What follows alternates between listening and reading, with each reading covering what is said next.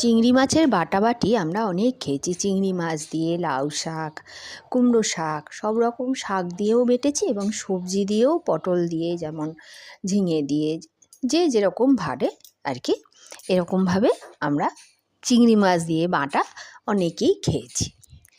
পুঁই শাক দিয়েও বাটা কিন্তু খুব ভালো লাগে, জানো তো।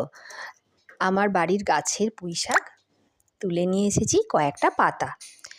এবার পাতাগুলোর থেকে শিরগুলোকে একটু করে ছিলে দিতে হবে।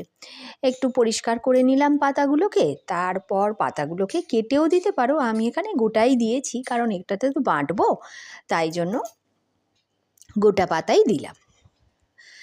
কড়াইতে কালো জিরে ফোড়ন দিলাম, দিয়ে চিংড়ি মাছগুলোকে খুব হালকা আঁচে ভেজে নিয়েছি। তারপর পুঁই পাতাগুলোকেও একটু ভাজা করে নিলাম। দেখো পুঁই পাতাগুলো একদম নরম হয়ে গেল। তার মধ্যে নুন, আর আগেই আমি কাঁচা লঙ্কাটা কিন্তু তেলের মধ্যেও দিয়ে দিয়েছি, ওটাও একটু ভাজা করে নিলাম। নিয়ে সব যখন ভাজা হয়ে গেল, এইবার এটাকে কড়া থেকে নামিয়ে একটু ঠান্ডা করে নিলাম। ঠান্ডা করে মিক্সিতে একদম পেস্ট করে নিলাম। এত ভালো খেতে হয়েছে যে শুধু একটা আইটেম দিয়েই ভাত খাওয়া হয়ে যাবে, আর কিচ্ছু দরকার পড়বে না। আজকের ভাতের থালি সাজালাম।